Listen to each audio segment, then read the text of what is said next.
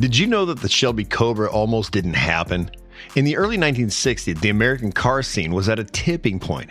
The country desperately needed speed, but automakers tried to stand out by producing cars with the best horsepower. In garages, on the streets, and on racetracks, innovation was the order of the day.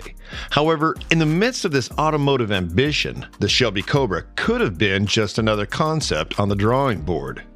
Creating the Shelby Cobra did not require mechanical expertise, but also a daring dreamer, determination, and a lot of luck. The Cobra was not just your average sports car, but it was mainly designed to blend British finesse and American power, pushing the limits that were believed to be impossible. The Cobra was a result of the question, what if American V8 muscle could be crammed into a lightweight European chassis? And it began with a retired racer, a strange partnership, and a very big idea. Initially, Carroll Shelby had a plan. He approached Chevrolet asking for a supply of the V8 engine for his project, but he was rejected because Chevrolet feared that the Shelby Cobra would compete with their Corvette. This rejection could have terminated the dream before it was achieved. Luckily for Shelby, Ford released their Windsor 221 cubic inch small block V8 engine, which became the core of the Cobra, skyrocketing his vision. Before the Shelby Cobra was brought to life, Carroll Shelby's journey started in Texas on January 11, 1923. He was born into a modest life, but he faced a huge challenge in the early stages of his life. He had a heart condition that kept him bedridden during most of his childhood. In the late 1940s, Shelby had served as a flight instructor during the Second World War, and he transitioned to the high-stakes world of motorsports. His fearless driving and charismatic persona played a role in his fame. By the 1950s, he started to grow more famous, driving famous brands like the Aston Martin and getting first place at events. In 1959, he raced with Roy Salvadori, a teammate with whom he claimed victory at the 24-hour Le Mans, but his health had other plans. Shortly after his win, he had to retire from competitive racing, which focused his mind elsewhere. Shelby started to think more like an entrepreneur than a racer. He wanted to build vehicles that would perform optimally on the road and on the track. However, in the 1960s, the automotive world was quickly evolving. It was the muscle car era in America, with cars like the Ford Mustang and the Chevrolet Camaro being the talk of the town. In Europe, just across the Atlantic, manufacturers like Ferrari prioritized lightweight sports cars with the goal of achieving alluring looks, speed, and precision driving compared to brute strength. The cultural difference between American muscle and European beauty was an opportunity for Shelby's ideas to thrive. Neither the American or European cars blended their differences seamlessly to make an optimal car, but Carroll Shelby saw an opportunity and created a car that had both American horsepower and European beauty, giving the rise to the Shelby Cobra. Shelby had his sights on AC cars, but these cars were well designed and had low horsepower. Shelby had an idea of replacing the six-cylinder engines of the AC cars with 260 cubic inch V8 Ford engines. The V8 engines, packing 260 horsepower, brought what the muscle Ace lacked. And the AC cars had altered their chassis to accommodate bigger engines, forcing the frame to withstand the extra horsepower. In 1962, the CSX 2000 made its debut, showcasing a lightweight roadster with power and agility. The Shelby Cobra had successfully bridged the gap between European and American vehicles, setting new standards for performance vehicles. The CSX 2000 was built on a tight budget, and Shelby had to paint the car with different colors to portray that he had many prototypes. And throughout his life, this car was in his possession and was later sold in 2016 for $13.75 million at an RM Sotheby auction. It could accelerate from 0 to 60 miles an hour in 4.2 seconds, which was an impressive feat in the 1960s. Modifications like the Shelby Cobra 427 also amplified its dominance, featuring larger engines and improved handling.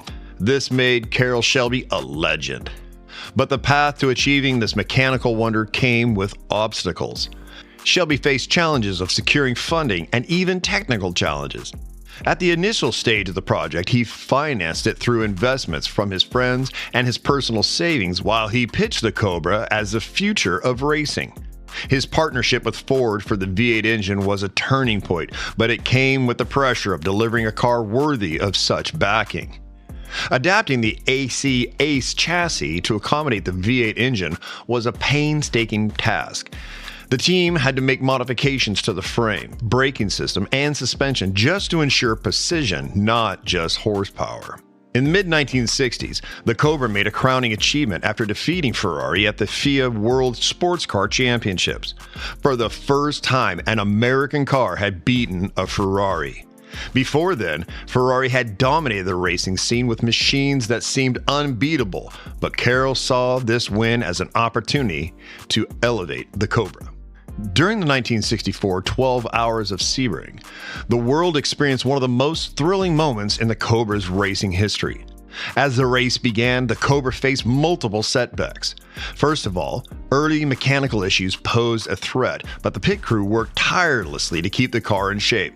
Midway through the race, the rain turned the track into a battlefield, pushing drivers to their limits. Carroll Shelby was not just an incredible engineer, but also someone who liked to push limits on the racetrack and off the racetrack. In the early days of promoting the Shelby Cobra, Carroll arranged a tire testing session at the Riverside International Raceway in California. To the public, he was there to test Goodyear's new tires, but he had an ulterior motive of using the event as a way of promoting his vehicle. He invited the press to unleash the Cobra on the track, taking everyone by surprise since they were there to witness him testing tires. Because of this stunt, Shelby was able to create publicity and did not spend a cent on regular advertising. Shelby did not just use press stunts to promote his car. He once challenged a U.S. Air Force fighter jet just to prove the car's acceleration. The car lost to the jet as expected, but he had a head start at the beginning of the race, which cemented the car's reputation as a powerhouse. Because Shelby was a chicken farmer, his background was always brought up during the promotions.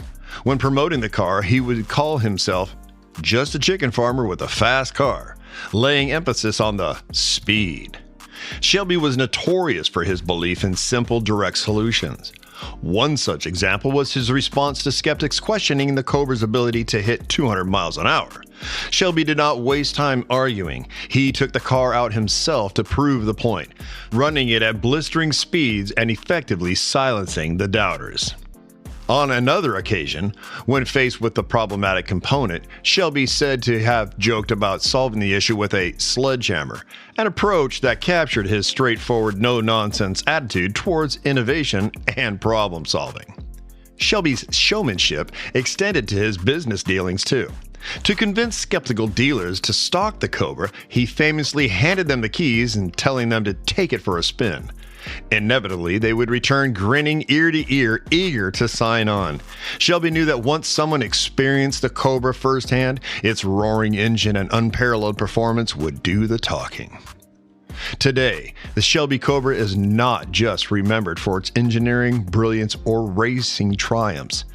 It's cherished for the colorful, larger-than-life tales that make it the living, breathing part of automotive history.